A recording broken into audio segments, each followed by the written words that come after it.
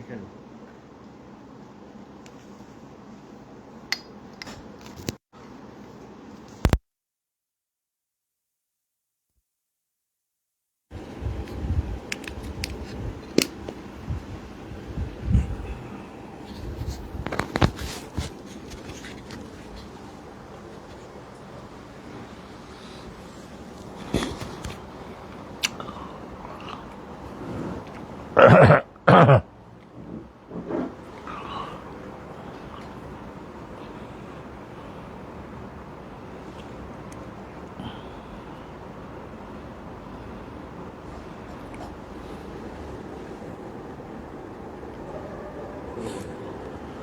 আলহামদুলিল্লাহ ওয়াসসালাতু ওয়াসসালামু আলা রাসূলিল্লাহ। বাবুন কাইফা ইয়াতামিদু আলাল আরদি ইযা কামা মিনার রাকআহ। এক রাকাত শেষ করে যখন একজন মুসল্লি উঠে দাঁড়াবেন দ্বিতীয় রাকাতের জন্য, উঠে যখন দাঁড়াবেন তখন মাটির উপরে যে একটু ঠেস দিয়ে একটু ভর করে তারপরে উঠে দাঁড়াবেন। এটা কিভাবে ভরটা করবেন, কিভাবে মাটির উপরে ভর করে তারপরে উঠে দাঁড়াবেন, সেই বিষয়টার একটু আলোচনা। حدثنا معلى بن اسد قال حدثنا وهيب بن ايوب السختياني عن ابي قلابه قال جاءنا مالك بن الهويرث। মালিক ইবনে হুয়াইরিস আমাদের কাছে আসলেন। ফাসাল্লা বিনা ফি মসজিদিনা, সাল্লা বিনা, তিনি আমাদের সকলকে পেছনে দাঁড় করিয়ে আমাদের মসজিদের মধ্যে একটু নামাজ পড়ে আমাদেরকে দেখালেন, শেখালেন। এই মসজিদে, এটা বসরার একটা মসজিদ। ফাকওয়ালা, তো শেখানোর আগে মালিক ইবনে হুয়াইরিস ভূমিকায় বললেন যে ফাকালা ইন্নিলা উসাল্লি বিকুম, আপনাদের সকলকে সঙ্গে নিয়ে আমি এখন একটু নামাজ পড়ে দেখাবো, কিন্তু আমার এটা ফরজ ওক্তের নামাজ না, এটা আমি শেখানোর নামাজ। ওমা উরিদু সলাতা, এটা কোনো আমার নামাজ আদায় না। লাকিন্নি উরিদু আন উরিয়াকুম, আমি ইরাদা করছি, নিয়ত করছি, আন উরিয়াকুম, আপনাদের সকলকে আমি দেখাবো, আপনাদের সকলকে দেখাবো, শেখাবো, জানাবো। কাইফা রাআইতু রাসূলুল্লাহি ইউসাল্লি, রাসূলুল্লাহকে কিভাবে আমি নামাজ পড়তে দেখছি সেটা আপনাদের শেখাবো, জানাবো। কলা আইয়ুবন, এই যে আইয়ুব আস-সুখতিয়ানি আবু কেলাবার ছাত্র, আগের সনদে আমরা দেখছি। তো কলা আইয়ুবন, আইয়ুব বলেন, আইয়ুব আস-সুখতিয়ানি উনি বলেন যে ফাকুলতুলি আবি কেলাবা, আবু কেলাবাকে আমি বললাম ওয়াকাইফা কানা সলাতু, তো ওই যে মালিক আল হুয়াইরিস যে আপনাদের নামাজ যে শেখালেন রাসূলুল্লাহর নামাজ, তো নামাজটা কীরকম ছিল, আপনারা কি পাইলেন, কোনো পরিবর্তন পাইলেন? ওয়াকাইফা কানা সলাতুহু, উনার নামাজটা কেমন পাইলেন? কলা মিসল সলাতে শাইখেনা, তো উনি বললেন যে আমাদের মসজিদের যিনি খতিব ইমাম যিনি আছেন হুজুর আমর ইবনে সালেমা, উনি যেভাবে নামাজ পড়ান ঠিক ওইভাবেই আলহামদুলিল্লাহ মালিক ইবনে হুয়াইরিস ওইভাবেই নামাজ আমাদেরকে পড়াইছেন। কলা আইয়ুব আস-সুখতিয়ানি, আইয়ুব আস-সুখতিয়ানি বলেন ওখানে জালিকা শায়েখ, ওই শায়েখ মানে কোন শায়েখ? ওই যে আমর ইবনে সালেমা, বসরার মসজিদের যে বড় ইমাম। ইউতিম্মু তাকবীর, উনি একটু তকবীরটাকে খুবই ইতমাম করতেন, একটু লম্বা করে সুন্দর করে সুর দিয়ে আল্লাহু আকবার এরকম সুন্দর করে বলে ইউতিম্মু তাকবীর। আর ওয়াইজা রাফা রাসাহু, আর যখন সিজদা থেকে মাথা উঁচু করতেন, আনি সিজদাতে সানিয়া, দ্বিতীয় সিজদা দেওয়ার পরে যখন উঠে যেতেন, জালাসা, তখন কি করতেন? জালাসা, একটু আগে বসে নিতেন। ও আতামাদা আলাল আরদে, আর একটু ভর করতেন মাটির উপরে, একটু ভর দিয়ে দুই হাত দিয়ে ভর দিয়ে, তারপরে হাঁটু টাটু এগুলো দিয়ে সুন্দর করে মাটির উপরে ভর দিয়ে তারপরে উঠতেন। দুই হাত বার্ধক্য এসে গেলে তখন দুই হাত মাটির উপরে দিয়ে একটু ভর দিয়ে ওঠা, সেটাও শরীয়তে অনুমোদিত আছে, বার্ধক্যের দুর্বলতা। আর যুবক যারা, তারা তো রানের উপরে দুই হাত দিয়েই আলহামদুলিল্লাহ, সেরা কি পরিমাণে শক্ত, তারা তো হুট করে দাঁড়িয়ে যেতে পারে সেকেন্ডের মধ্যে।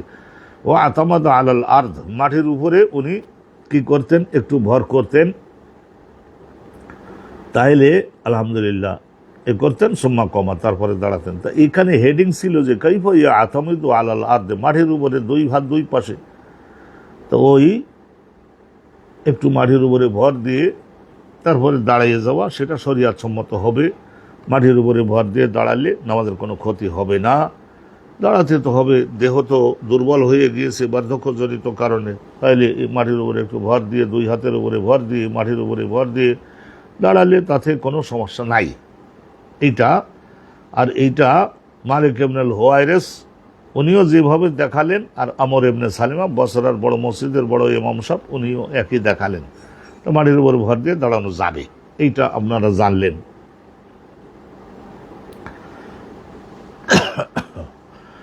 একটা নতুন বাব শুরু হচ্ছে, বাব নিয়কাব্বিরু ওয়া ইয়ানহাদু মিনাস সিজদাতাইন। প্রথম দুই রাকাত শেষ করে যখন সিজদাতাইন মানে রাকাতাইন, ওই প্রথম দুইটা রাকাত শেষ করে যখন একজন ব্যক্তি ইয়ানহাদু মানে ইয়াকুমু, যখন দাঁড়াবেন তখন তাকবীর দিতে দিতে দাঁড়াতে হবে। শুধু দাঁড়ালেই হবে না, তাকবীর দিতে দিতে আল্লাহু আকবার। ওয়াকানা ইবনে জুবাইর, আব্দুল্লাহ ইবনে জুবাইর হুজুর ইউকাব্বিরু ফি নাহদাতিহি, উনি যখন এইভাবে বসা থেকে দাঁড়াই যেতেন, দু রাকাত শেষ করে যখন দাঁড়াই যেতেন, তখন দাঁড়ানোর সময় উনিও ওইভাবে তাকবীর বলতেন। উনি তো সাহাবী ছিলেন, রাসূলুল্লাহ সাল্লাল্লাহু আলাইহি ওয়াসাল্লামকে দেখছেন। মদিনাতে যাওয়ার পরে মুহাজিরদের পরিবারের মধ্যে সর্বপ্রথম যে পুত্র সন্তান ভূমিষ্ঠ হয়েছিলেন তিনি ইনি।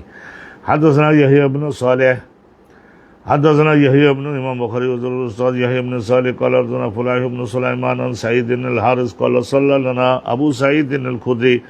আবু সাঈদ খুদরি একবার আমাদেরকে নামাজ শেখালেন। ফাজাহারা বিত তাকবীর, তাকবীরগুলি বড় বড় শব্দ করে বললেন, চেঁচিয়ে বললেন। হিনা রাফা রাসাহু, হিনা মানে যখন, রাফা রাসাহু মাথা যখন উঁচু করলেন সেজদার থেকে, ওয়াহিনা সাজাদা যখন সেজদায় গেলেন বা সেজদার থেকে মাথা উঁচু করলেন, ওয়াহিনা রাফা আবার যখন সেজদা শেষ করে আবার যখন কি করলেন মাথা উঁচু করলেন, ওয়াহিনা কামা মিনার রাকাতায়, দুই রাকাতের শেষ করে তারপরে যখন আবার দাঁড়ালেন অনুরূপ, তারপরে ওয়াকালা, এবং উনি প্রত্যেকটা ঘটনায় তাকবীর তো বললেনই, এবং বললেন যে হাকাযা রাআইতু নবিয়্যা রাসূলুল্লাহ সাল্লাল্লাহু আলাইহি ওয়াসাল্লামকে আমরা এইভাবে নামাজ আদায় করতে দেখছি।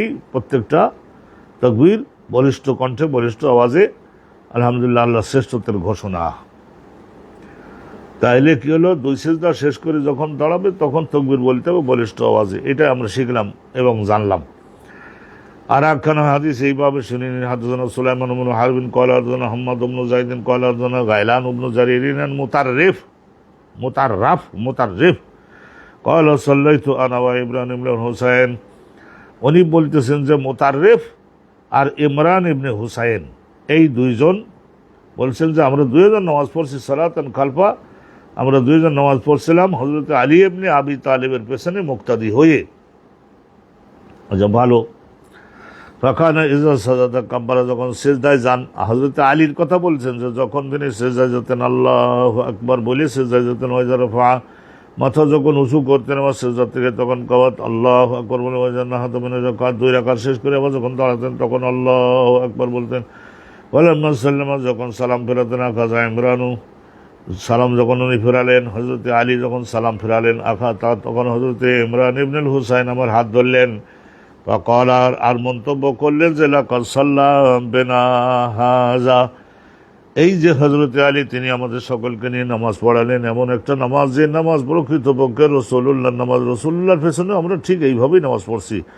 সালাত মুহাম্মাদিন সাল্লাল্লাহু আলাইহি ওয়াসাল্লাম। আমাদের জামানায় দুই একজন আলেম এই বই লিখতেছেন এইভাবে যে রাসূলুল্লাহর নামাজ, ভালো করে মানুষদের মধ্যে হিট তৈরি না হয়, রাসূলুল্লাহর নামাজ। তো আপনার বইয়ের মধ্যে যেটা আছে সেটা রাসূলুল্লাহর নামাজ, আর বাকি অন্য লোকরা যদি দুই একটা মশলা একটু ব্যতিক্রম করে তো সেটা রাসূলুল্লাহর নামাজ হবে না। এই অন্য কোনো সহিহ কিতাবে সহিহ রিওয়ায়াতের দ্বারা যদি সাব্যস্ত থাকে কোনো বিষয়, তো সেটাও রাসূলুল্লাহর নামাজ। ওয়াকাল লাকাদ যাক্কারানি হাযা সালাত মুহাম্মাদিন সাল্লাল্লাহু আলাইহি ওয়াসাল্লাম, অথবা বলেন সাল্লা বিনা হাযা সালাত মুহাম্মদ, এরকম বললেন। আও কলা, অথবা বলেছিলেন কি কেডা, ওই যে ইমরান, হযরত ইমরান বললেন যে লাকাদ যাক্কারানি, আমার স্মরণ করিয়ে দিলেন, বহুদিন পরে, বহু বছর পরে, 30-40 বছর পরে স্মরণ করিয়ে দিলেন। এই ব্যক্তি মানে হযরত আলী মুহাম্মদুর রাসূলুল্লাহ সাল্লাল্লাহু আলাইহি সাল্লামের নামাজ আমাদের স্মরণ করে দিলেন ভালোভাবে। আমরা রাসূলুল্লাহ হোসেন এইভাবে নামাজ পড়তাম। মুসলমানরা পৃথিবীতে বিভিন্ন রকমের নামাজ তো আমরা সকলে পড়ি।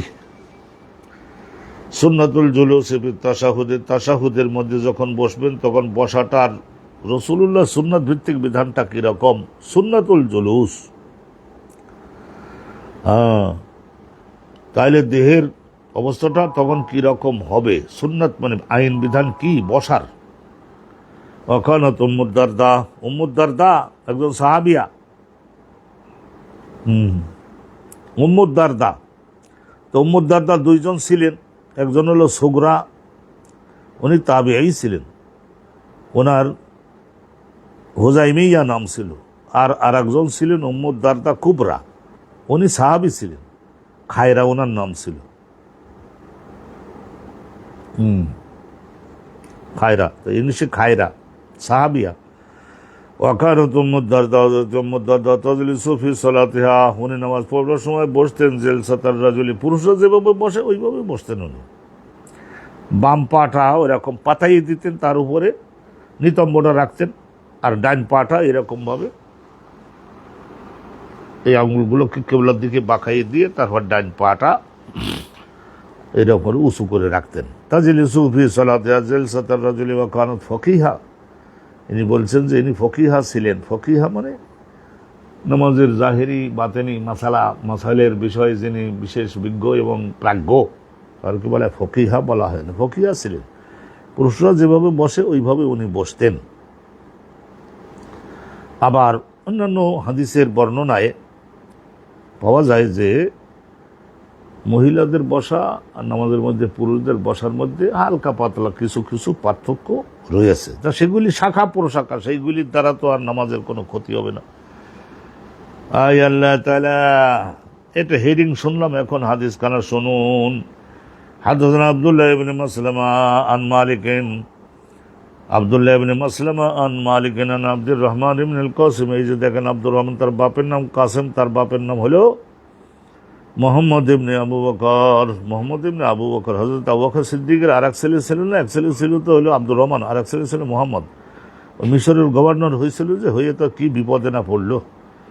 আল্লাহ আকবর, আল্লাহ আকবর। রাজনীতির মাঠটা এটা শক্তিশালী ষাঁড়ের শিং ধরি খেলার সমান, যদি ভুল হয়ে যায় তাই শেষ। হযরত আবু বকর সিদ্দিকের ছেলে, এক ছেলের নাম ছিল মুহাম্মদ। ওই মুহাম্মদের আর এক ছেলে ছিল, তার নাম কাসিম। কাসিমের ছেলে আব্দুর রহমান। তো দেখেন এই হাদিস বর্ণনা করছে, কিন্তু আব্দুর রহমান হাদিস বর্ণনা করছে আব্দুল্লাহ ইবনে আব্দুল্লাহ থেকে। আব্দুল্লাহ ইবনে আব্দুল্লাহ, এখানে দ্বিতীয় আব্দুল্লাহ থেকে আব্দুল্লাহ ইবনে ওমর, আর ওনার ছেলে আর একজন ছিল আব্দুল্লাহ। অনেক ছেলে ছিল ওনার, আব্দুল্লাহ ইবনে ওমরের প্রায় 50-60 ছেলে ছিল, তো ছেলে মেয়ে মিলে। আব্দুল্লাহ ইবনে আব্দুল্লাহ আন্নাহু আখবারাহু আন্নাহু কানা ইয়ারা আব্দুল্লাহ ইবনে ওমর, উনি বলছেন যে আমি আব্দুল্লাহ ইবনে ওমর আমার বাপকে দেখতাম ইয়াতারাব্বাউ ফিস সালাত, নামাজের মধ্যে বাবু হয়ে বসতেন। বাবু হয়ে বসা মানে আমরা এই ভাত খাওয়ার সময় যেরকম বসি না, এই হাঁটুর সামনে দিয়ে তারপরে দুই পা ভাঁজ করে দিয়ে একটু আরামের সঙ্গে বসি না, ওইভাবে উনি বসতেন। সাধারণ মুসলিমরা জীবনের শেষের দিকে এরকম বসতেন। এই যে জালাসা ফালতু, আমিও একবার ওইরকম করলাম। আনাই অমেজন হাদিস হুসেন, আমার বয়স তখন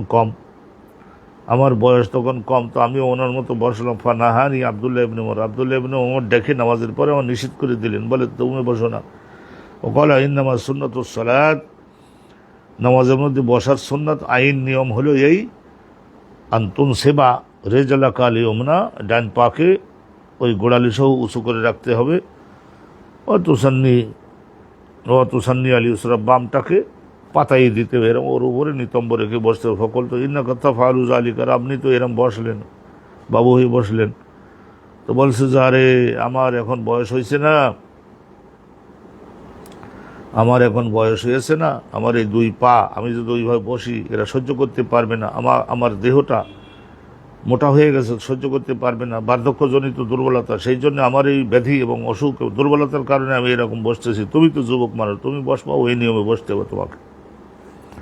সুন্নাতুল জুলুস ফি তাশাহুদ, তাশাহুদ পড়বার সময় বসার যে নিয়ম বিধান সেটা এখান থেকে আমরা জানতে পারলাম যে অসুবিধা না হলে ওইভাবে বসতে হবে, ওইভাবে বসতে হবে। কীভাবে? ওই যে ডান পাটা এরকম আঙ্গুলগুলা বাস করে দিয়ে কেবলার দিকে আঙ্গুলগুলির মাথাগুলো কমপক্ষে থাকলো, আর একটা পাতাই দিয়ে ওর উপরে নিতম্ব রেখে তো বসবে। আর একখানা হাদিস শুনে নিচ্ছি, আল্লাহ তাআলার মেহেরবানি। হাদদাসানি ইয়াহইয়া ইবনে বুকাইর قال حدثنا الليث عن خالد عن سعيد بن ابي هلال سعيد بن ابي هلال عن محمد بن عمرو بن حلحلة মোহাম্মদ ইবনে আমর ইবনে হালহালা, হালহালার ছেলে আমর, তার ছেলে মোহাম্মদ, ছেলে তার বাপ তার দাদা, তিনজনের নাম। কিন্তু এই মোহাম্মদ রেওয়ায়ত করছে কার নিকট থেকে? মোহাম্মদ ইবনে আমর ইবনে আতা থেকে। মোহাম্মদ ইবনে আমর ইবনে আতা, আরবের লোকদের মধ্যে এই যে নামের মধ্যে পোতা আর দাদা আর বাপ, তিনজনের নাম অসাধারণভাবে হিস্টোরি এবং এমনভাবে আলহামদুলিল্লাহ সেই নামগুলি আর তাদের বংশ পরিচয়, এটা পৃথিবীর অন্য কোনো জাতির মধ্যে নাই। খুঁজে দেখেন, কোনো পাবেন না, না খ্রিস্টানের মধ্যে, না ইহুদির মধ্যে, না মূর্তি পূজকদের মধ্যে, না বৌদ্ধদের মধ্যে, কিছুই নাই এগুলি। আন মোহাম্মদ বিন আমর ইবনে আতা, আর হায় আল হাদিস তাহইলান কালা, এই যে কলা হ্যাঁ, হাদাসানি লায়েস, এই যে ইয়াহিয়া ইবনে বুকায়ের উনি বলছেন যে আমার কাছে এক তো হাদিস বর্ণনা করেছেন লায়েস, আগের সনদেও লায়েস, হাদাসানি লায়েসু, কিন্তু লায়েসের ওখানে উস্তাদ ছিলেন খালেদ, কিন্তু এখানে অন্য লায়েস আন ইয়াজিদ ইবনে আবি হাবিব ওয়া ইয়াজিদ ইবনে মুহাম্মদ, এই দুইজনের নিকট থেকে আন মুহাম্মদ ইবনে আমর ইবনে হালহালা আন মুহাম্মদ ইবনে আমর ইবনে আতা আন্নাহু কানা জালিসান মা নাফার, আমর ইবনে আতা বলেন আন্নাহু কানা জালিসান মা নাফারিন মিন আসহাবিন নবী, সাহাবী উনি আমর ইবনে আতা, আন্নাহু কানা জালিসান মা নাফার, নাফার সাধারণত তিনজনের থেকে 10 জন লোকদেরকে বলা হয় নাফার, হ্যাঁ, এ গ্রুপ অফ মেন। একদল সাহাবার সঙ্গে আমি বসেছিলাম, ফাজাকার না সালাত নবী, আমরা আলোচনা করতে লাগলাম রাসূলুল্লাহর নামাজ কিরকম ছিল সেই বিষয়। ফকালা আবু হামিদ আস-সাঈদী, আবু হামিদ আস-সাঈদী একজন সাহাবী, তিনি বললেন আনা কুনতু আহফাজুকুম, আমি তোমাদের সকলের মধ্যে আশা করি রাসূলুল্লাহর নামাজটা কোনটা কীভাবে ছিল বেশি মুখস্থ করে রাখছি এবং তোমাদের সম্মুখে উল্লেখ করতে পারবো। আনা কুনতু আহফাজুকুম, আহফাজু আনা কুনতু আহফাজাকুম লি সালাতে রাসূলিল্লাহ সাল্লাল্লাহু আলাইহি ওয়াসাল্লাম, এই কথা বলে উনি বললেন যে রাআইতুহু, আমি তাকে দেখছি, রাসূলুল্লাহ ইযা কাব্বারা, নবী করিম সাল্লাল্লাহু আলাইহি ওয়াসাল্লাম যখন তাকবীর দিতেন, জাআলা ইয়াদাইহি, তখন এই নিজের দোখানা হাত, এই নিজের হাত দোখানা এই নিজের কাঁধ বরাবর কেবলামুখী, হাতের দুইটা তালুক কেবলামুখী থাকতো এবং রাসূলুল্লাহ নিজের দোখানা হাত হ্যাঁ মান কাবাইহে এই স্কন্ধ বরাবরে উঁচু করতেন। ওয়াইজা রাকা, আবার যখন রুকুতে যেতেন আমকানা ইয়াদাইহি মিন রুকবাতাইহি, ওই জায়গায় রুকুতে গেলে তখন রুকবাতাইহি নিজের দুই হাঁটুর উপরে দুই হাতে রেখে খুব শক্ত করে ধরতেন। সুম্মা হাসারা জাহরাহু, অথবা নবী করিম সাল্লাল্লাহু আলাইহি ওয়াসাল্লামের পিঠ যদি একটু এরকম বাঁকা থাকে তাহলে সেটা সোজা করে দিলেন, সোজা করতেন। সুম্মা হাসারা মানে আমালা, আগে ছিল এরকম, আবার মাইল করলেন, সোজা করলেন। সুম্মা হাসারা জাহারাহু, অথবা নবী করিম সাল্লাল্লাহু আলাইহি ওয়াসাল্লাম নিজের পেটটাকে একটু সোজা করলেন। ফাইজা রাফা রাসাহু, আবার যখন রাসূলুল্লাহ মাথা উঁচু করতেন ইস্তাওয়া, একদম সোজা হয়ে দাঁড়াতেন। হাত্তা ইয়াউদা কুল্লু ফাখার, হাত্তা ইয়াউদা, হাত্তার পরে একটা আন থাকে, সেইটার আনের কারণে ইয়াউদু না হয়ে ইয়াউদা হবে, হাত্তা ইয়াউদা, এতটুকু দেরি করতেন যে যেন প্রত্যেকটা ফাঁকার মেরুদণ্ডের হাড়ের প্রত্যেকটা আলাদা আলাদা হাড়গুলো আছে না, ওই হাড়গুলো প্রত্যেকটা যাতে নিজের নিচেরটার উপরে আর উপরটা তার নিচেরটার উপরে এইভাবে সেটেল হয়ে যেতে পারে, ফাঁকার মাখান হোক, জায়গায় জায়গায় প্রত্যেক দাঁড়াতে পারে। ওয়াইদা সাজাদা, আবার যখন সিজদায় যেতেন, ওয়াদা ইয়াদাইহি গায়রু মুফতারিশ, যখন সিজদায় যেতেন তখন রাখতেন দুই হাতকে, কিন্তু ওই সময়ে এই কনুইটাকে কোনোভাবেই মাটিতে লাগতে দিবেন না, এই কনুইটাকে কোনোভাবেই মাটিতে লাগতে দিবেন না, ওই কুকুরেরা যেভাবে রাখে, ওয়ালা কাবেজা হুমা, আবার এই দুইখানা হাতকে একেবারে কাবেজ মানে গুটাইয়ে রেখে মুখের সঙ্গে যে লাগাবেন তাও করতেন না। ওয়াস্তাকবালা বিআতরাফি আযাবি রিজলাইহিল কিবলা, আস্তাকবালা আর ওই কিবলাত করে দিতেন আসাবি রিজলাইহি, উভয় পায়ের আঙ্গুলিগুলিকে, আঙ্গুলিগুলি মানে ওই আতরাফে আসাবি রিজলাইহি, যখন দাঁড়াতেন নবী করিম সাল্লাল্লাহু আলাইহি সাল্লাম যখন দাঁড়াতেন তখন তো অবশ্যই এইভাবে কিবলার মুখে আঙ্গুলগুলো থাকতো। আবার যখন বসতেন ফাইজা জালাসা, যখন বসতেন তখন অনুরূপভাবে দুইও পায়ের আঙ্গুলগুলি, যখন সেজদায় যেতেন তখনও দুইও পায়ের আঙ্গুলগুলি কিবলামুখী থাকবে। হ্যাঁ, আর যখন 2 রাকাত পড়া হয়ে গেলে এবার তো একটা বৈঠক করতে হবে, অনেক সময়ের জন্য বসতে হয়, তাইলে তখন বাম পায়ের উপরে বসে পড়বেন, বাম পায়ের উপরে বসে পড়বেন, আর ডান পাটা কী করেন নসাবা আল ইয়মনা, আর ডান পাটাকে এইভাবে করে রাখতেন। ফাইজা জালাসা রাকাতুল আখিরা, তারপরে রাসূলুল্লাহ যখন শেষ রাকাতে চলে যেতেন কাদ্দামা রিজলাহু আল ইউসরা, তখন নবী করিম সাল্লাল্লাহু আলাইহি ওয়াসাল্লাম কাদ্দামা রিজলাহু আল ইউসরা, তখন এই যে বাম পায়টা এইটা কাদ্দামা এইভাবে পাঠিয়ে দিতেন, অনাসাবাল উখরা ডান পাটা এরকম খাড়া করে রাখতেন, আর বাম পাটাকে পাঠিয়ে দিতেন যাতে ওর উপরে ওয়াকাদা আলা মা কাদাতিহি, এবং রাসূলুল্লাহ সাল্লাল্লাহু আলাইহি ওয়াসাল্লামের নিতম্ব মোবারক ওইটা ওই বাম পায়ের উপরে স্থাপন করতেন, কাদা ওর বসতেন। স্বামী আল্লাইসু, আরেকটুখান শুনুন, সামিয়া আল্লাইস, লাইস ইবনে সাআদ, মিশরে বাড়ি, ওনার মাজার আমি জিয়ারত করছি। ও সামিয়া আল্লাইস, লাইস ইবনে সাআদ হুজুর, উনি শুনলেন একবার ইয়াজিদ ইবনে আবি হাবিবের নিকটে, আর ইয়াজিদ শুনলেন, ইয়াজিদের কাছে শুনলেন লাইস, আর ইয়াজিদ শুনলেন মুহাম্মদ ইবনে হালহালার কাছে, আর ইবনে হালহালা, ইবনে হালহালা, এই যে মুহাম্মদ ইবনে হালহালা উনি ওনার কাছে শুনলেন ইয়াজিদ, তা আবার ইবনে হালহালা শুনলেন ইবনে আতার নিকটে শুনলেন। ওকালা, তাইলে এটা সনদ দিলেন, ওকালা আবু সালেহিন আনাল্লাইস, আর এখানে আবু সালেহ উনি আমাদের এখানে হাদিসটা তো ইয়াহইয়া ইবনে বুকাইর গোড়ায় ছিলেন, লাইসের ছাত্র, তা এখানে বলছে আবু সালেহ আবার শুনেছেন আনাল্লাইস কানা ফাকাহ, কুল্লু ফাকারিন মাকানাহু, প্রত্যেকটা মেরুদণ্ডের হাড় যেন কি হতে পারে নিজের স্থানে ঠিকমতো সুন্দর করে দাঁড়াতে পারে। অকল ইবনুল মুবারক, আব্দুল্লাহ ইবনে মুবারক শুনেছেন আবার ইয়াহইয়া ইবনে আইয়ুবের কাছে, কয়লা হাদাসানি ইয়াজিদ ইবনে আবি হাবিব, তিনি তার উস্তাদ ইয়াজিদ ইবনে আবি হাবিব, তার উস্তাদকে মোহাম্মদ ইবনে আমর ইবনে হালহালা, ইনি বর্ণনা করছেন কুল্লু ফাকার মেরুদণ্ডের হাড় যেগুলি, ওইগুলি প্রত্যেকটা যাতে নিজের সুন্দরভাবে নিজের নিচেরটার উপরে স্থাপিত হতে পারে, এরকম করে, মানে সোজা হয়ে দাঁড়াতে হবে। এরকম শুধু গেলাম আসলাম এরকম করা যাবে না, তাহলে নামাজের এটা ফরজ আদায় হয়তো হয়ে যাবে কিন্তু সওয়াব বহুত কম হবে, আদব নাই, মনোযোগ নাই, গুরুত্ব দেওয়া নাই, এগুলি সব আমাদের মনোযোগ দিতে হবে। আবার শরম লজ্জার কিছু নাই, বয়স যাই হোক আলহামদুলিল্লাহ শুরু করেন, শিখে নেন। আর একটা নতুন বাব শুরু হচ্ছে, বাবু তাশাহুদ আল আউয়াল ওয়াজিবান। আবার এই প্রথম 4 রাকাত বিশিষ্ট নামাজের প্রথম 2 রাকাতের মাথায় যেটা প্রথম বৈঠক, এইটাকে আমরা অনেকেই ওয়াজিব বলি, ওলামা ইসলাম ওয়াজিব বলে থাকি, কিন্তু কিছু কিছু লোক এটা মানলাম ইয়ারা তাশাহুদ আল আউয়াল, প্রথম বৈঠকটাকে অনেকেই ওয়াজিব হিসেবে বিশ্বাস করেন নাই, বিশ্বাস করেন নাই ওয়াজিব হিসেবে, লিআন্না নবী কামা মিনার রাকাতাইন ওলাম ইয়ারজে।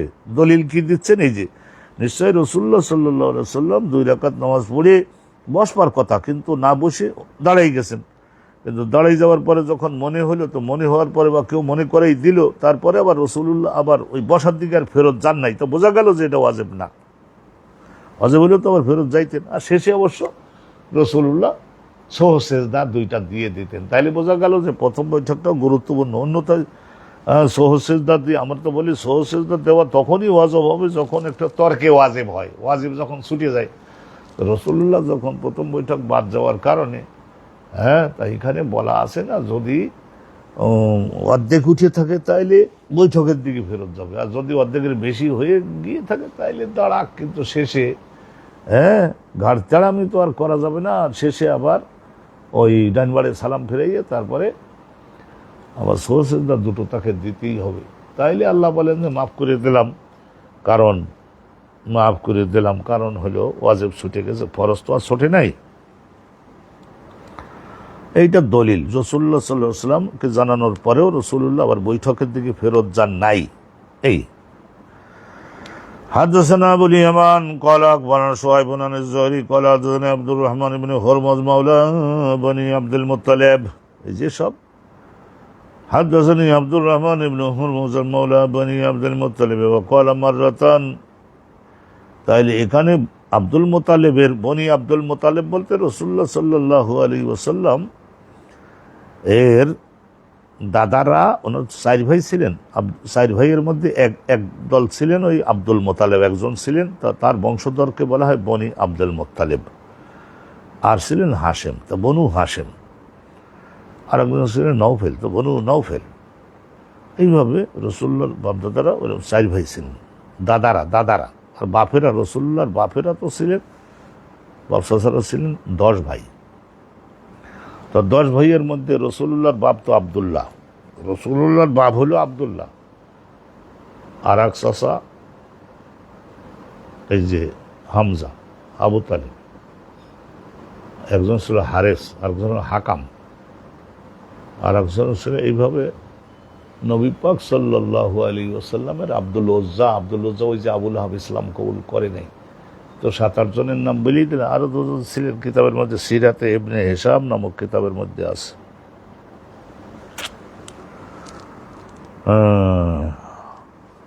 তাইলে এখানে আব্দুর রহমান ইবনে হুরমুজ, ইনি আব্দুল মুত্তালিব, বনি আব্দুল মুত্তালিবের মাওলা ছিলেন। মাওলা বলতে এককালে কৃতদাস ছিল, স্বাধীন করে দিয়ে এলেম কালাম শিখাইছে।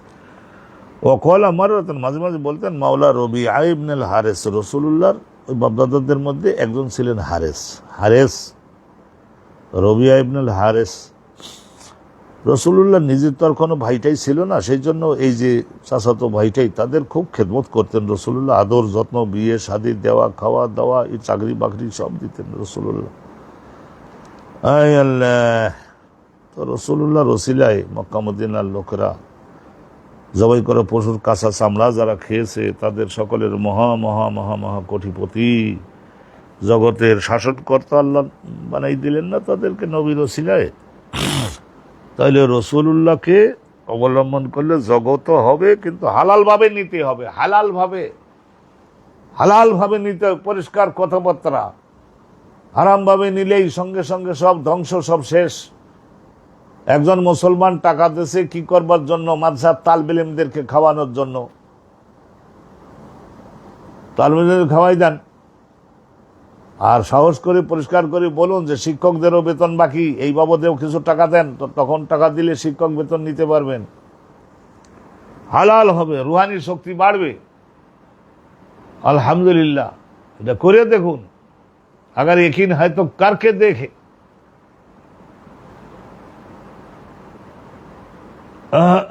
अल्लाह के वादे पर हमें यकीन होना चाहिए।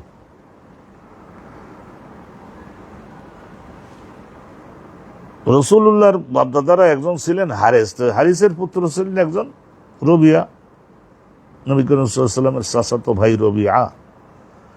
তো তার অনেকে বলতেন যে এটা আব্দুর রহমান ইবনে হুরমুজ, ওটা মাওলা ছিলেন, কিন্তু রবিয়ার।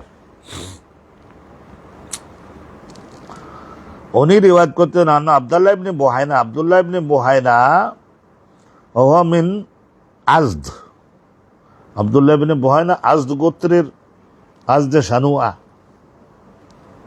পরিচয় দিতেছে একটু, যতটুকু জানা যায়। আজদে শানুয়া, আজদ অনেকেই বলেছেন আসাদ। যেখানেই যা সেখানেই সিন, সেখানেই সদ পড়া যায়। যেমন ইহদিনা সিরাতাল মুস্তাকিম, জিরাতাল মুস্তাকিম, সিন সদ যা, মুতাইদুল মাখরাজ বদলেই পড়া যায়। শানুআ এটা বিখ্যাত একটা গোত্র, তাদেরই শাখা হলো আসাদ, বনু শানুআ। এই মক্কা শরীফ থেকে 50 মাইল দূরে ওই গোত্রের লোক ছিলেন আব্দুল্লাহ ইবনে বুহাইনা। ওহা হালিফুন লি বনি আব্দুল মান্নাফ। আর উনি ছিলেন কি, উনি মানে আব্দুল্লাহ ইবনে বুহাইনা, উনি ছিলেন হালিফ। মানে কূটনৈতিকভাবে চুক্তিবদ্ধ বনি আব্দে মানাফের ওকানা মিন আসহাবিন নবী, রাসূলুল্লাহ সাহাবী হওয়ার সৌভাগ্য পাইছিলেন। আন্না নবী সাল্লাল্লাহু আলাইহি ওয়াসাল্লাম সাল্লা বিহিমুজ যোহরা, নিশ্চয় নবী করিম সাল্লাল্লাহু আলাইহি ওয়াসাল্লাম একদিন মুসল্লিগণকে সঙ্গে নিয়ে যোহর নামাজ পড়লেন। ফাকামা ফি রাকাতাইনিল উলাইয়াইন, তো রাসূলুল্লাহ প্রথম 2 রাকাত পড়ে বসবার কথা, কিন্তু না বসে বেখেয়াল হয়ে গেছিলেন, দাঁড়াই পড়ছেন। ফাকামা ফি রাকাতাইনিল উলাইয়াইন, প্রথম রাকাত পড়বার পরে না বসে দাঁড়াই গেলেন। লাম ইয়াজলিস, বসতে পারেন নাই। ফাকামা, রাসূলুল্লাহ সাল্লাল্লাহু লাম ইয়াজলিস ফাকামা, তো তখন রাসূলুল্লাহ যখন দাঁড়াই গেলেন, ফাকামা নাস মাহু, রাসূলুল্লাহর পেছনে মুক্তাদি সবাই বাধ্য হয়ে দাঁড়ালেন। হাত্তা ইজা কাদাস সালাত, রাসূলুল্লাহ সাল্লাল্লাহু আলাইহি ওয়াসাল্লাম যখন নামাজ শেষ করলেন, 4 রাকাত নামাজ তো যোহরের নামাজ, তাহলে আরো 2 রাকাত পড়ে যখন শেষ করলেন, ওয়ান্তাযারান নাসু তাসলিমাহু, লোকজন তো অপেক্ষায় আছে রাসূলুল্লাহ কিভাবে সালামটা ফিরান, দেখা যাক সালামটা ফিরে কি করেন। কাব্বারা, তখন রাসূলুল্লাহ সালাম ডান বাড়ে একবার ফেরালেন, তারপর আল্লাহু আকবার বলে আবার সিজদা গেলেন। অহু জালিসুন, রাসূলুল্লাহ এখন বসে আছেন। ফাসাজাদা, সিজদাতাইনে, 2টা সিজদা দিলেন। সিজদায়ে সুহু 2টা সিজদা দিতে হয় ক্বাবলা আন ইউসাল্লিমা, সালাম ফেরানোর আগে। সুম্মা সাল্লামা, তাহলে ডান বাড়ে একবার সালাম ফিরাইয়ে তারপর 2 বার সিজদা দিলেন, তারপর আবার বসলেন এবং আবার আত্তাহিয়াত পড়ে ফের আবার সালাম ফিরালেন। তো আল্লাহ তাআলার মেহেরবানি, আমরা দেশের পরিস্থিতির কারণে গতকাল 1 সাফা আমরা আপনাদের উদ্দেশ্যে উত্থাপন করছিলাম। আজকের আল্লাহর মেহেরবানি তো আরেকটু 1 সাফা আমাদের অলরেডি হয়ে গেছে, আর 1 সাফা আমরা একটু শেষ করবার চেষ্টা করছি। আপনাদের ধৈর্য শক্তি আল্লাহ রাব্বুল আলামিন বাড়িয়ে দিন। আত-তাশাহুদু ফিল উলা, আত-তাশাহুদু ফিল উলা, প্রথম 2 রাকাতের মাথায় কি করতে হবে? তাশাহুদ পড়তে হবে। শোনেন, হাদানা কোথায় বত কলা জানা বকরুনান জাফর ইবনে রবিয়াত আনিল আরাজে আন আব্দুল্লাহ ইবনে মালিক ইবনে বুহাইনা কলা সাল্লাল্লাহু বিনা রাসূলুল্লাহ। এই যে মালিক ইবনে বুহাইনা আল ইজদি মানে আসাদি, উনি বললেন যে রাসূলুল্লাহ আমাদের সকলকে সঙ্গে নিয়ে নামাজ পড়লেন যোহর নামাজ। ফাকামা, রাসূলুল্লাহ দাঁড়ালেন। ওয়া আলাইহি জুলুসুন, তার ঘাড়ে রাসূলুল্লাহ সাল্লাল্লাহু আলাইহি ওয়াসাল্লামের উপরে একটা বসার আইন ছিল, কিন্তু না বুঝে তিনি দাঁড়িয়ে গেলেন। ফালাম্মা কানা ফি আখিরি সালাতিহি, রাসূলুল্লাহ যখন যোহরের বাকি 2 রাকাত শেষ করলেন, সিজদাতাইনি, রাসূলুল্লাহ আরো 2টা ওই সোহর বাবদে, ভুলে যাওয়ার বাবদে 2টা সিজদা আরো দিলেন। হওয়া জালিসুন, রাসূলুল্লাহ বসে বসে 2টা সিজদা দিলেন। সিজদা দেওয়ার জন্য আবার উঠা লাগবে না, ওই বসে বসেই 2টা সিজদা দিয়েছিলেন রাসূলুল্লাহ সাল্লাল্লাহু আলাইহি ওয়াসাল্লাম। তাহলে বোঝা গেল প্রথম তাশাহুদটা এটা মাঝে মাঝে মানুষ ভুলে যায়। তো এইটা আলহামদুলিল্লাহ ওয়াজিব। অনেকেই বলেছেন এটা সুন্নাত, তো অনেকে বলেছে, বেশিরভাগ বলেছেন ওয়াজিব, 2 সিজদা দিতে হবে। আর আরেকটা মশলা এখন শুনুন, আর তাশাহুদু ফিল আখিরাহ, আর এই যে তাশাহুদ পড়তে হবে শেষের বৈঠকে, তাশাহুদ পড়ার জন্য বসা, তাশাহুদ পড়া, তারপরে ওইভাবে এটা করা, এটাও আইন। শুনুন, আলহামদুলিল্লাহ সিফাতে সালাতের বর্ণনা তো আমরা শুনে চলেছি হাদিসের ভিত্তিতে। হাদাসানা আবু নুআইম, ইমাম বুখারীর শিক্ষক মুহাদ্দিস আবু নুআইম, তার শিক্ষক হযরত আমার, তার শিক্ষক শাকিক ইবনে সালামা কলা, তিনি বলেন, শাকিক ইবনে সালামা বলেন, কলা আব্দুল্লাহ ইবনে মাসউদ, আব্দুল্লাহ ইবনে মাসউদ আন-নবী সাল্লাল্লাহু কুন্না ইযা সাল্লাইনা খালফান নবী, আমরা যখন রাসূলুল্লাহর পেছনে মুক্তাদি হয়ে নামাজ আদায় করতাম, তখন সাল্লাল্লাহু আলাইহি ওয়াসাল্লাম কুলনা আসসালামু আলা জিবরিল, তখন আমরা নামাজ শেষ করে তারপর ওই আত্তাহিয়াতের মধ্যে এই দোয়াটা করতাম, আসসালামু আলা জিবরাইল, জিবরাইলের উপরে শান্তি হোক, মিকাইল ফেরেশতার উপরে শান্তি হোক, ওয়ালা ফুলানিন ওয়া ফুলানিন, আরও আজরাইলের উপরে শান্তি হোক, ইসরাফিলের উপরে শান্তি হোক। এগুলো আমরা বলতাম ওই তাশাহুদের পরে। সব সৃষ্টির জন্য দোয়া করতে তো হয়, তারপরে এরকম দোয়া করে চলেছি ফেরেশতাগণের জন্য। তো এখন সূর্য চন্দ্র তাদের জন্য দোয়া করে চলেছি, বাবা আদম থেকে অন্য নবীদের উপরে দোয়া করে। ফালতাফাতা ইলাইনা রাসূলুল্লাহ খাসখুস করে পড়লে রাসূলুল্লাহ তো একটু শুনিয়ে ফেলেন, তো রাসূলুল্লাহ শুনবার ক্ষমতা তো অনেক বেশি। ফালতামাতা ইলাইনা রাসূলুল্লাহ, নামাজ শেষ করে রাসূলুল্লাহ আমাদের দিকে মুখ করে বসলেন। ফাকালা, এরপরে আমাদেরকে শিক্ষা দিলেন, ইন্নাল্লাহা হুয়াস সালাম, নিশ্চয় আল্লাহ পাক রব্বুল আলামিন নিশ্চয় সব শান্তির প্রদানকারী, শান্তির কেন্দ্র, সব শান্তি প্রদান করি হল স্বয়ং আল্লাহ। তাহলে তখন আসসালামু আলা জিবরাইল এইরকম না বলে কিভাবে বলতে হবে, তো রাসূলুল্লাহ তাশাহুদটা শিখাই দিয়েছিলেন। আন্নাল্লাহু আসসালাম, নিশ্চয় আল্লাহ পাক রব্বুল আলামিন উনি হচ্ছেন শান্তি প্রদানকারী।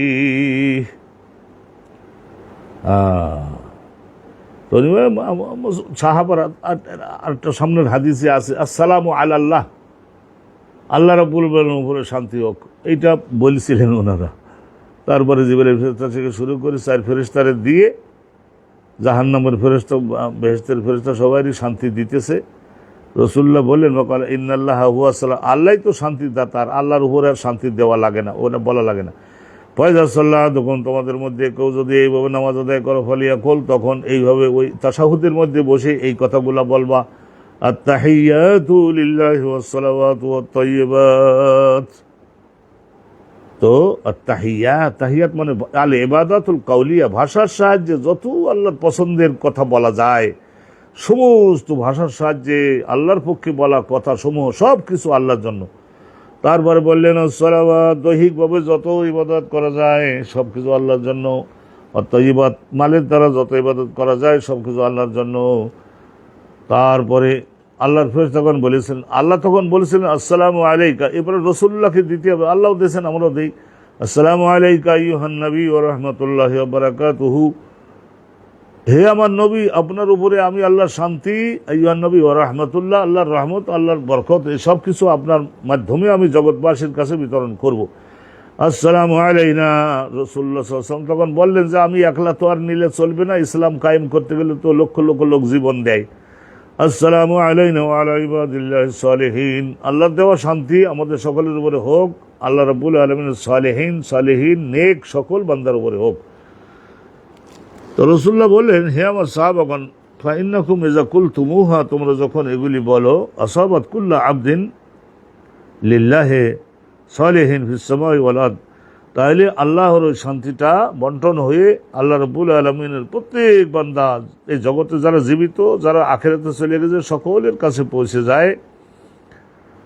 লিল্লাহ, আল্লাহ রাব্বুল আলামিন প্রত্যেক বান্দার কাছে পৌঁছে যায়। ফিস সামাই ওয়াল আরদ, আকাশে যারা ফেরেশতাগণ তারাও তো আল্লাহরই বান্দা, জমিনে যারা মানব, ফেরেশতা, জিন, সালেহ যারা, তাদের সকলের উপরে আল্লাহ শান্তি যায়। আর নেককার না হলে, বদকার হলে, খুন করছে, ডাকাতি করছে, মাপে কম দিতেছে, তাদের জন্য যত হাজারবারই আমরা আসসালাম আসসালাম বলি, যাবে না। তারপরে রাসূলুল্লাহ বললেন, এইটা বলবা, আশহাদু আন লা ইলাহা ইল্লাল্লাহ, আশহাদু আন লা ইলাহা ইল্লাল্লাহ ওয়া আশহাদু আন্না মুহাম্মাদান আবদুহু ওয়া রাসূলুহু, আমি বিশ্বাস করি ও সাক্ষী দিচ্ছি, I believe and bear witness.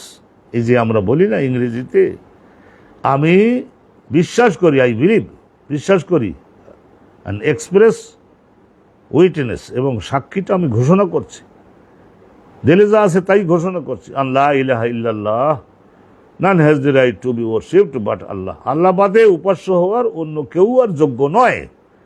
ও আশহাদু, আর আমি এই কথাটাও বিশ্বাস করছি ও ভাষার সাহায্যে ঘোষণা করছি, আন্না মুহাম্মাদান আবদুহু ওয়া রাসূলুহু, মুহাম্মদ সাল্লাল্লাহু আলাইহি সাল্লাম আল্লাহ রাব্বুল আলামিনের বিশেষ সর্বশ্রেষ্ঠ বান্দা।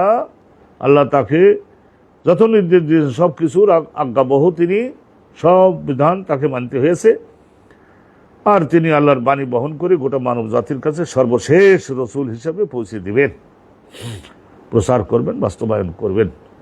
তাহলে রাসূলুল্লাহ সম্পর্কে আমাদের শাহাদাতটা এইভাবে হবে, শাহাদা। আমরা বলি না শাহাদত, কিন্তু তা না বলে শেষের গোলতাটাকে শাহাদা শাহাদা বলা যায়, আর বেশি সুন্দর। বাবুনা দোয়াউ কবলা সালাম, তাহলে এই যে সালাম দেওয়ার আগে একটা দোয়াও আছে, সালাম ফেরানোর আগে সেই দোয়াটাও পড়ে নিতে হবে। নামাজের একবার শেষ হয়ে যাচ্ছে কিন্তু ধরবেন। হাদানা আবুল ইয়ামান, ইমাম বুখারী হুজুরের উস্তাদ হলে আবুল ইয়ামান, তার উস্তাদ সোহাইব, তার উস্তাদ জোহরি কিন্তু তাবেঈ। তারপরে আকবর না উরওয়া ইবনে জুবাইর, হযরত উরওয়া ইনিও তাবেঈ, ওনার বাবার নাম হযরত জুবাইর ইবনে আল-আওয়াম, নবী পাকের সাহাবী। মদিনাতে যাওয়ার পরে মুহাজিরদের মধ্যে আসমার এই ঘরে উনি প্রথম হয়েছিলেন, ওই জন্য সেটা তো এটা না, এটা হলো উরওয়া ইবনে জুবাইর ইবনে আল-আওয়াম তো রাসূলুল্লাহ সাল্লাল্লাহু আলাইহি ওয়াসাল্লামের ভাইরা, ফুফাতো ভাই, সেটা তো আছেই।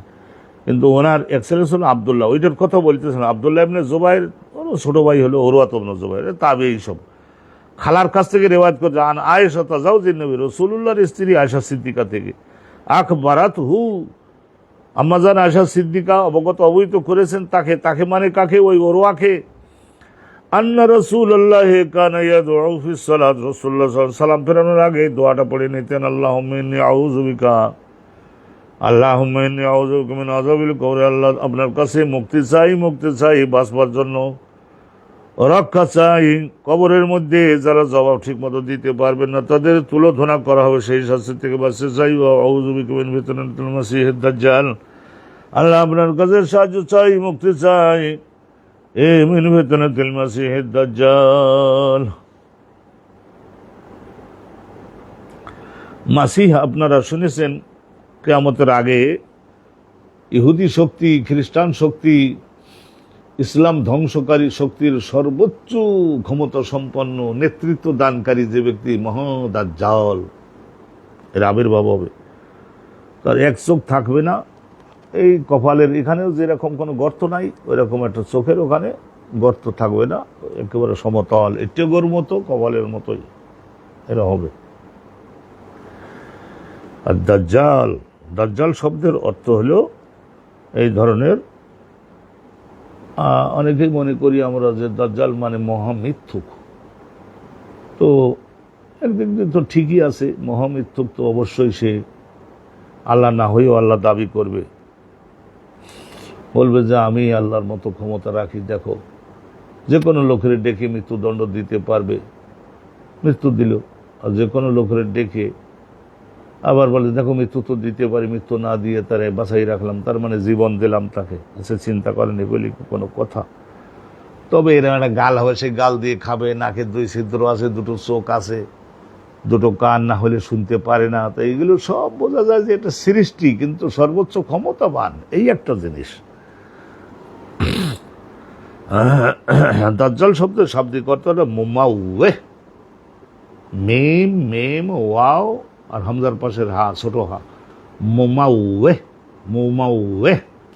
ভালো করে ধরবেন। মুখাল্লেত মানে সত্যকে মিথ্যার সঙ্গে যে মিশাইয়ে দেয়, এমন বিভ্রান্তি তৈরি করে দেয় যে কোনটা সত্য কোনটা মিথ্যা সাধারণত বেশিরভাগ লোকের জন্য পৃথক করা সম্ভব হয় না, ইমান হারা হয়ে জগতে চলে গেল, জগৎ থেকে চলে গেল। মুমাউয়ে, মুখাল্লেত, মনে থাকে জানি। এগুলির ব্যাখ্যা ইনশাল্লাহ আমরা করব। এইটা দাজ্জাল, রাসূলুল্লাহ বলেছিলেন যে আমার ওফাতের পরে আসল বড় দাজ্জাল আসবার আগে সালাসুনা 30 জন আরো ছোট সহকারী দাজ্জালের আবির্ভাব হবে, কুল্লুহুম প্রত্যেকেই কাফের হবে, জাহান্নামী হবে, খবরদার তারা যেন তোমাদের ঈমান ধ্বংস করে দিতে না পারে। রাসূলুল্লাহ বলতেন, সাবধান করছেন উম্মতকে। আর এই যে বড় দাজ্জালের কথা রাসূলুল্লাহ বলতেন, আমার জগতে থাকা অবস্থায় যদি তার আবির্ভাব হয় তাহলে তাকে ধ্বংস করবার জন্য তো আমি রসুল রয়েছি, তোমাদের আর অত ভয় পাওয়া লাগবে না। কিন্তু আমি যদি না থাকি তখন রাসূলুল্লাহ বলছিলেন না, সূরা কাহাফের প্রথম 2-3 পৃষ্ঠা তোমরা তেলাওয়াত করো, বিশেষ করে জুম্মার দিনে তেলাওয়াত করো। কারণ কি, ওই সূরা কাহাফের প্রথম দিকে আল্লাহর এমন ক্ষমতার একটা আলোচনা আছে, আল্লাহ তাআলার এমন ক্ষমতার আলোচনার বয়ান আছে যে দাজ্জালের ক্ষমতা হবে, কিন্তু সেটা সূরা কাহাফের গোড়ার দিকে আল্লাহ রাব্বুল আলামিনের যে ক্ষমতার বর্ণনা আছে, ওইগুলি তো আর একটাও করবার ক্ষমতা ওই সেই বড় দাজ্জালের হবে না। সে তো পেশাব করে, পায়খানা করে, ঘুমায়, নাক দেখে ঘুমায়, যন্ত্রযান্ত্রিক সুযোগ সুবিধা তার দখলে থাকবার কারণে বহু মুসলমানকে সে হত্যা করতে পারবে, সবই ঠিক আছে, কিন্তু সে তো দাজ্জাল। দেখা যাচ্ছে মাথা, চুল গজায়, 5টা আঙ্গুল আছে, নাকে 2 ছিদ্র, গালে খায়, মারপেটে হয়েছে। রাসূলুল্লাহ এক হাদিসে বলেছেন ইরানের ইস্পাহানে তার জন্ম হবে। ইস্পাহান ইরানের মধ্যে একটা প্রদেশ নয়, এখানে জন্ম হবে। ইরানের মধ্যে কিন্তু আমি গেছি তো ওই সমস্ত এলাকায়, তো ইরানের মধ্যে প্রায় 1,00,000-1.5 লাখের মতো ইহুদি বসবাস করে। ওই দ্বিতীয় বিশ্বযুদ্ধের পরে ওই তখন যে দেশে বলেছিল না সবাই, ইংল্যান্ড ফিংল্যান্ড, এই আমেরিকা ফ্রান্স, এরাই তো ক্ষমতায় তখন গেছিল, ইটালি, কানাডা, এরাই বলেছিল না যে ইহুদিরা ইউরোপে তো আর থাকতে পারলো না, খ্রিস্টানরা এদের হত্যা করলো, 2 কোটি নিহত হয়েছিল, তো তোমরা কিছু কিছু লও। তো ওই সময়ে ইরানের ওই যারা ক্ষমতায় ছিল তাদেরকে আমেরিকার সঙ্গে খুব দাদাগিরি মানত, তো তাদের কাছ থেকে বলাতে তখন ইরানে কিছু ইহুদি নিছিল, তার বংশ বাড়তে বাড়তে এখন তারা আলহামদুলিল্লাহ হয়ে গেছে প্রায় 1 লাখ 1.5 লাখ। তাদের মধ্যে জন্ম নেবে, তাদের মধ্যে জন্ম নেবে ইস্পাহান। কিন্তু সে ওই যে ইসরায়েল নামক রাষ্ট্রটার ওই ইহুদিদের সঙ্গে যুক্ত হয়ে তাদের সকলের ব্যাকিং গ্রহণ করে তাদের নেতৃত্ব এই দাজ্জালের কাছে থাকবে। এবং লুদ্দা নামক পর্বত আছে না, প্রায় 50 কিলোমিটার, বর্গ কিলোমিটারের বড় পর্বত, ওই পর্বতের কেন্দ্র করেই মুসলমান বাহিনী, সিরিয়ার মুসলমানরা, সিরিয়া, তুরস্ক, গোটা সৌদি আরবের মুসলমানরা লড়াই শুরু করবে। সেই দিন তো আমি দেখতেছি যে নিকটবর্তী হয়েছে, নিকটবর্তী হইতেছে, আলামতে বোঝা যাচ্ছে। এইগুলি সম্পর্কে আমরা কিতাবুস সালাতটা শেষ করেই আপনাদের সামনে ইনশাআল্লাহ খুরুজুদ দাজ্জাল, আলামতে কিয়ামত, অনুরূপভাবে ফিতান, মালাহেম, এইগুলির উপরে আলোচনা ইনশাআল্লাহ দিব। আপনারা তো সকলে নামাজের মাসালা ওগুলো বেশি শুনতে আগ্রহী হচ্ছেন না, আপনারা এগুলি সমস্ত চটকদার জিনিস যেগুলি সেইগুলি শুনতে আপনাদের খুবই মুখরোচক লাগে। আচ্ছা ঠিক আছে, তবুও শ্রোতা না ভাগাই আপনাদের সকলকে ওই আলোচনাগুলি আমি ইনশাআল্লাহ তাআলা কিছু দেব নিয়ত করছি, কিন্তু আরও 10-20 দিন পরে, এই কয়েকদিনের জন্য একটু আপনাদের অপেক্ষা করতে হবে, মনোযোগ দিবেন। তো দাজ্জাল শব্দটার অর্থ হলো মুখাল্লেত, মানে সত্যকে মিথ্যাকে মিক্সার করে দেয়। সাধারণ মানুষ বুঝতে পারে না যে আসলে কি আল্লাহ নাকি, আল্লাহ হয় নাকি, আল্লাহ কি এই রকমের এই ধরনের মলত্যাগ করে, খায়, নাকে 2 ছিদ্র, 2টা চোখ, কিন্তু এর একটা অন্ধ আর একটা খোলা, 2 হাত, 5টা আঙ্গুল। আল্লাহ রাব্বুল আলামিনের মহাপবিত্র জাত, তার জাতের সঙ্গে, জাত মানে আল্লাহর সত্তা, সত্তার সঙ্গে আল্লাহর কোন সৃষ্টির সত্তার কোনো সামঞ্জস্য নাই। লা জিদ্দা লাহু ওয়ালা নিদ্দা লাহু, লা মিসলা লাহু ওয়ালা মাসিলা লাহু, ওয়ালা শিবহা লাহু ওয়ালা শাবিহা লাহু, এরকম অনেক আমরা বলি না। আলহামদুলিল্লাহ, একটু মনোযোগ দেবেন। আউযু বিকা মিন ফিতনাতিল মাসিহিদ দাজ্জাল। এই নামাজের শেষে আমরা রাসূলুল্লাহ শিখাইছেন প্রত্যেক ইমানদার, সত্যকে মিথ্যার সঙ্গে মিক্সারকারী আর একটা চোখ তার নাই, তাইলে মামসুহ, মামসুহ মানে একবারে ঘষে নিয়ে গেছে কপালের মতো। তো ওর মহাবিপদের থেকে, ফিতনা, কষ্ট দেবে, করবে। তো যারা দাজ্জালের বিরুদ্ধে থেকে তার হাতে নিহত হতে পারবে, জান কবজের সঙ্গে সঙ্গে বেহেশতে চলে গেল। আউযু বিকা মিন ফিতনাতিল মাহিয়া ওয়া ফিতনাতিল মামাত, এটাও দোয়া করতে। আউযু বিকা মিন ফিতনাতিল মাহিয়া, জীবন্ত অবস্থায় শুধু দাজ্জালের ফিতনা বাদেও বহু ধরনের ফিতনা, পরীক্ষা আসে না, মেয়ে লোক বিভিন্ন রকমের পরীক্ষায় ফেলে একদম শেষ করে দিতে পারে একজন পুরুষকে। একজন পুরুষ একজন ভালো নেককার মহিলাকেও ওরকম ফিতনায় ফেলে শেষ করে দিতে পারে। ভালো করে বুঝবেন, এটাও বুঝবেন। মাল সামানার ফিতনা, নারীর ফিতনা, পুরুষের ফিতনা, মাল সামানার ফিতনা, সরকারের ফিতনা, বন্ধু বান্ধবের ফিতনা, ইবলিস শয়তানের ফিতনা, ইবলিস শয়তান আছে না, তারও একটা ফিতনা আছে না। ফিতনাতুল মামাত, মৃত্যুর সময়ে অনেক ফিতনার সম্মুখীন হয় মানুষ, অনেক ফিতনার সম্মুখীন হয় মানুষ। সুবহানাল্লাহ, কবরের মধ্যে এরকম আছে। যখন মুনকার নকির সওয়াল করে ওই সময় ইয়াজহারু লাহু শয়তান, শয়তান তার সামনে আসি আবির্ভাব হয়, বিশাল দেহ ধারণ করে।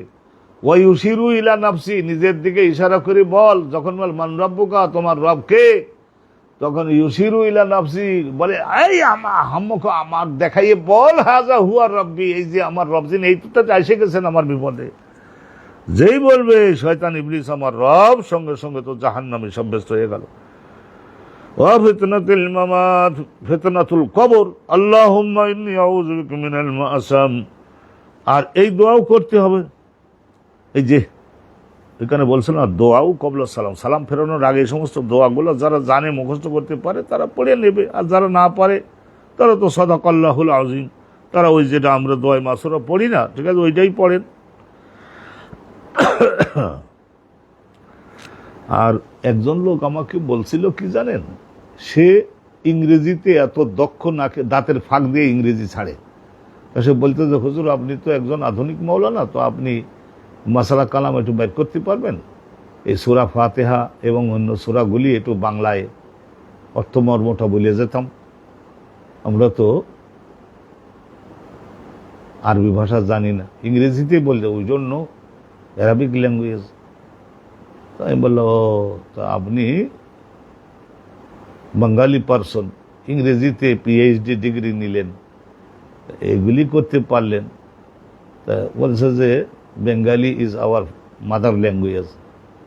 তো বলছে ইংরেজি যে এত শিখলেন, এটা আপনার ফাদার ল্যাঙ্গুয়েজ কবে হলো? একটু আত্মীয়র মধ্যে, সেই জন্য শক্ত ভাষায় বলেছি। আসলে আল্লাহ তাআলাই আমাদের রক্ষা করুন। আল্লাহুম্মা ইন্নী আউযু বিকা মিনাল মাআসাম। মাআসাম মানে পাপ কাজের সঙ্গে যুক্ত, মাআসাম ইসমুন, পাপ কাজের সঙ্গে যাতে যুক্ত না হয় মাগরাম। আর মাগরাম মানে এই যে মাগরাম শব্দের শাব্দিক অর্থ হলো এমন এমন কাজ যে কাজে যুক্ত হওয়ার পরে বিরাট আর্থিক ক্ষতিপূরণ দিতে বাধ্য হতে হয়। আল্লাহ মাগরাম, মাআসাম মাগরাম। বিশেষ করে যুবক যুবতী এমন একটা কাজে জড়িত হয়ে পড়েছে, শেষ পর্যন্ত বাপের রেখে যাওয়া যে টাকা কড়ি যা ছিল সব কিছু দিয়ে তারপরে কোর্টের থেকে, জেলের থেকে কমপক্ষে আত্মরক্ষা করতে হলো। ফাকাল লাহু কায়লুন, রাসূলুল্লাহ সব সময় দোয়া করতেন মিনাল মাআসামি ওয়াল মাগরামি। ফাকাল লাহু কায়লুন, একজন নবী পাক সাল্লাল্লাহু আলাইহি ওয়াসাল্লামের নামাজ শেষ হওয়ার পরে একজন তাকে জিজ্ঞাসা করলেন, মা আকসারমা তাস্তাইযু মিনাল মাগরামি, হে আল্লাহর নবী আপনি তো ঋণদায়ক, এগুলির কবল থেকে তো আপনি সবসময় আল্লাহর কাছে বাঁচবার জন্য আশ্রয় প্রার্থী হন। ফাকালাম, রাসূলুল্লাহ তখন কারণ হিসেবে বলেন, ফাকাল, রাসূলুল্লাহ বললেন, ইন্না রাজুল, একজন পুরুষ বা মহিলা, এজা গারেমা, যখন নাকি ঋণগ্রস্ত হয়ে পড়ে, যখন সে ঋণগ্রস্ত হয়ে পড়ে, হাদ্দাসা ফাকাযাবা, কথা বলতে হয় তখন ঘুরাই ফিরে মিথ্যা বলতে বাধ্য হতে হয়। ওয়াদা আখলাফা, ওয়াদা করলে খেলাফ হয়ে যায়, বাস্তবায়ন করা যায় না। তো এই সমস্ত কারণে আমি এইটার বিষয় আমার উম্মতকে স্মরণ করাবার জন্য এইটা বারবার বলি। ওয়াকালা মুহাম্মদ ইবনে ইউসুফ, মুহাম্মদ ইবনে ইউসুফ ফারাবরি ওনাকে বলা হয়, মুহাম্মদ ইবনে ইউসুফ ফারাবরি।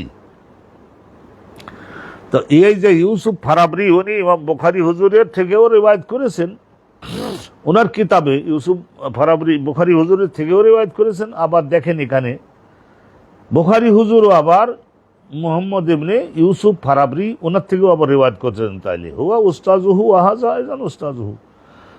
তো উনি বলছেন যে সামিতু খালফা ইবনে আমর, খালফা ইবনে আমেরকে আমি শুনেছি, খালাফ ইবনে আমের খালাফ ইবনে আমের হামাদানি, ওনাকে আমি শুনেছি, ইয়াকুল বলেছেন উনি, ফিল মসিহ, মসিহ সম্পর্কে বলেছেন যে ওয়াল মসিহ লাইসা বাইনাহুমা ফারকুন, আল মসিহ ওয়াল মসিহ লাইসা বাইনাহুমা ফারকুন ওয়া হুমা ওয়াহিদুন আহাদুহুমা ঈসা।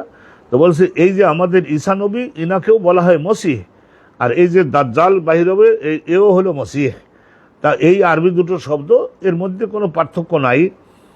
লাইসা বাইনাহুমা ফারকুন শব্দ হিসেবে কোনো পার্থক্য নাই। ওহুমা ওয়াহিদুন, দুইটা শব্দ একই শব্দ। আহাদুহুমা ঈসা আলাইহিস সালাম, একটা হলো ঈসা আলাইহিস সালামকে বোঝায়, আর দ্বিতীয় হলো দাজ্জাল। দাজ্জাল মানে ওই যে সত্যের সঙ্গে দাজলুন আল খালতু, খা লাম ত, খালতুন মানে মিক্সার করে দেওয়া, মিশাইয়ে দেওয়া, সত্যকে মিথ্যার সঙ্গে মিশাইয়ে দেওয়া, খেদাউন প্রতারণা করা। তা সেটা তো হবে, এইটা কাফের হবে। হযরত ঈসা তো সারা জীবন মানুষকে আল্লাহর ইবাদতের দিকে ডাকছেন, আর ওই যে মসিহ আসবে সে বলবে যে আল্লাহ, আমি হচ্ছি আল্লাহ, আমারে আল্লাহ মানে সেজদা কর, সব খাওয়ন দিব, বিল্ডিং পাবি, সব কিছু হবে, চাকরি বাকরি সব কিছু হবে। আর ওর কাছ থেকে নগদে যে নেবে তার সব কিছু হাতছাড়া হয়ে গেল। আস্তাগফিরুল্লাহ। তাইলে উনি বললেন যে ওয়াকালা মুহাম্মদ ইবনে ইউসুফ আল ফারাবরি ওয়ানিস জোহরি, আর এখানে ইমাম বুখারী আরেকটু ওয়ানিস জোহরি, এগুলো তালিক ইমাম জোহরির সঙ্গে তো আর ইমাম বুখারীর দেখা হয় নাই, তা কি করে বলেন উনি ওয়ানিস জোহরি? হ্যাঁ, তাইলে ইমাম জোহরি হুজুর থেকে আরো বর্ণিত আছে, ক্বালা আকবারনি উরওয়া ইবনে যুবাইর আন্না আয়েশা ক্বালাত সামি'তু রাসূলুল্লাহ ইস্তাইযু ফি সালাতি রাসূলুল্লাহ আম্মাজান আয়েশা সিদ্দিকা আরও শুনছিলেন রসুল্লাহ সাহায্য চাইতেন, মুক্তি চাইতেন নামাজ পড়বার শেষের দিকে, মিন ফিতনাতিদ দাজ্জাল, আল্লাহ আমি যেন, হয়তো তাকে আপনি ক্ষমতা দিবেন, তাকে মোকাবেলা করে তাকে শেষ করতে পারবো, কিন্তু অনেক ইমানদার তো পারবে না, তো সেই জন্য বেশিরভাগ ইমানদারদেরকে যেন আপনি দাজ্জালের মুখোমুখি না করেন, ওই ফিতনার মধ্য থেকে আমাদের সকলকে রক্ষা করুন। রাসূলুল্লাহ বলতেন, হা ভয় পেও না হে আমার সাহাবারা, যদি দাজ্জাল আবির্ভাব হয়ে যায় আর আমি যদি জীবিত থাকি, তাহলে তোমাদের সকলের সম্মুখে লড়াইয়ের জন্য তো আমি আছি, তোমাদের ভয় পাওয়ার কি আছে? আর যদি আমি না থাকি, তখন আল্লাহ রাব্বুল আলামিনকে রেখে গেলাম না, আল্লাহই তোমাদের সাহায্য করবেন, আল্লাহ শক্তি দিবেন। শহীদ মানুষ যুগে যুগে হয়েছে না, তো এরকম শহীদ হবা, যেই শহীদ হবে সঙ্গে সঙ্গে জান্নাত হয়ে গেল। আল্লাহ পাক রব্বুল আলামিন মুসলমান জাতকে কবুল করুন। এই ভোগবিলাসের জালে আটকা পড়েই তো তাদের ইমানের শক্তি দুর্বল, ক্ষমতার লোভ তাদের পেয়ে বসেছে। তো আমরা আলহামদুলিল্লাহ এটা শুনলাম। আর একখানা হাদিস শুনলে অনুরূপভাবে এই বাবটা শেষ হয়। হাদাসানা কুতাইবা ইবনে সাঈদ ক্বালা হাদাসানা লাইস, কুতাইবা ইবনে সাঈদ ইমাম বুখারী হুজুরের শিক্ষক, তার উস্তাদ হলেন হযরত লাইস বিন সাদ মিশরের। আনি ইয়াজিদ ইবনে আবি হাবিব, ইয়াজিদ ইবনে আবি হাবিব আন আবুল খায়রি, আনা আবুল খায়র, আবুল খায়র এখান থেকে আমরা ছেলেমেয়েদের নাম রাখেন আবুল খায়র। মারসাদ ইবনে আব্দুল্লাহ, মারসাদ ইবনে আব্দুল্লাহ, তা আবুল খায়র রিওয়ায়াত করেছেন আব্দুল্লাহ ইবনে আমর, আব্দুল্লাহ ইবনে ওমর, আব্দুল্লাহ ইবনে ওমর রাদিয়াল্লাহু তাআলা। আব্দুল্লাহ ইবনে ওমর থেকে আরও রিওয়ায়াত করতেছেন উনি, দেখছেন হযরত স্বয়ং আবু বকর সিদ্দিক রাদিয়াল্লাহু তাআলা থেকে। ও না, এখানে ওইটা না, এখানে আব্দুল্লাহ ইবনে ওমর না, আব্দুল্লাহ ইবনে আমর, যদি ওয়াও থাকে তাহলে আমর এটা মুনসারিফ হবে। আন আব্দুল্লাহ ইবনে আমর, এই আব্দুল্লাহ ইবনে আমরের কবর হলো মিশরের ফুস্তাত নগরে। আমি এটা কবর জিয়ারাত করছি, কায়রো শহরের দক্ষিণে, ধরে নেন আপনার আরও 25-30 মাইল দক্ষিণ দিকে যেতে হয়। হযরতে আমর বিন আস, একদিন আপনাদের বলছিলাম না, মুসলমানদের মধ্যে 3 জন মহাকূটনীতিবিদ জন্ম নিয়েছিলেন। একজন হলেন হযরতে আমির মুয়াবিয়া। কি করে ইহুদি নাসারাদেরকে রাষ্ট্রীয় বিষয়ে কি করে আঙ্গুলের তুড়ি দিয়ে পরাজিত করতে হয় তর্কের মাঠে, সেইটা উনি ভালো জানতেন, আমির মুয়াবিয়া। আর একজন ছিলেন হযরত আমির মুয়াবিয়া, উনি খাইতেন বেশি, বডিও এরম বিরাট ছিল, ব্রেনও ছিল আবু সুফিয়ানের ছেলে। আল্লাহ রাব্বুল আলামিন একদিক দিয়ে দেশে আর একদিক দিয়ে দেয় নাই। আর একজন ছিলেন আমর ইবনে আস, মিশর বিজয়ী হযরতে আমর বিন আস। ওনার সম্পর্কেও ইনশাল্লাহ আপনাদের সামনে আলোচনা করব, খবরদার খারাপ জানবেন না। হযরতে, তো ওনারই ছেলে, উনি যখন আমির মুয়াবিয়া ক্ষমতা নিলেন, তখন বললেন যে আমর ইবনে আস আপনি আসেন, আপনি আমার প্রধানমন্ত্রী হন। তো আসলেন, প্রধানমন্ত্রী হলেন। আর তখন মিশর কার কাছে রাখা যায়, তখন মিশরটা রাখছিলেন উনি ওনার ছেলে আবদুল্লাহর নিকটে। তো আবদুল্লাহ গভর্নরই করছেন, মিশরে দাফন হয়ে আছেন। আমি মাজার জিয়ারত করছি মিশরে ফুস্তাত নগরে। হযরতে আব্দুল্লাহ ইবনে আমর ইবনে আস উনি রিওয়ায়াত করতেন আন আবি বকর সিদ্দিক, হযরত আবু বকর সিদ্দিক থেকে রাদিয়াল্লাহু তাআলা আনহু ক্বালা, আবু বকর সিদ্দিক বলেন, আবু বকর সিদ্দিক তো রাসূলুল্লাহর বেশিরভাগ হাদিস উনি শুনেছেন না, কিন্তু প্রশাসনের সঙ্গে ব্যস্ত থাকবার কারণে নবী পাকের ওফাতের পরে এই প্রায় ধরে নেন 1 কোটি বর্গ মাইলের এলাকার শাসনকর্তা হিসেবে ভার ওনার উপরে এসে পড়লো। 2.5 বছরের মাথায় উনি ওফাত হয়ে গেলেন। তার হাদিস রেওয়ায়াত করবেন কখন? জানতেন সবই, কিন্তু হাদিস রেওয়ায়াত করবেন আর কখন? তো উনি একবার বলেছিলেন আন্নাহু ক্বালা লিরাসূলিল্লাহ, রাসূলুল্লাহর সামনে উনি বলেছিলেন, আল্লিমনি দুআআন আদউ বিহি ফি সালাতি, ইয়া রাসূলুল্লাহ একটা দোয়া দয়া করে শিখাই দেন হুজুর, সব তো আর জানি না, আল্লাহর সামনে কোন দোয়া বলা উচিত হয়, কোনটা বলা উচিত হয় না সে তো আর জানি না। আদউ বিহি, ওই দোয়াটা আমি আল্লাহর সামনে তুলে ধরবো নামাজ, যখন নামাজের শেষের দিকে। ক্বালা রাসূলুল্লাহ, তখন আবু বকর সিদ্দিককে শিখাই দিয়েছিলেন, ও আবু বকর তুমি এই দোয়াটা করো, আল্লাহুম্মা ইন্নী যালামতু নাফসি। আমরা এটা পড়ি, আল্লাহুম্মা ইন্নী যালামতু নাফসি যালমান কাসীরান ওয়া লা ইয়াগফিরু যুনুবা ইল্লা আনতা ফাগফির লি মাগফিরাতাম মিন ইনদিকা ওয়ারহামনি ইন্নাকা আনতাল গফুরুর রহিম। এই যে দোয়া মাসুরা, এটা পড়লেন আবু বকর সিদ্দিকের থেকে।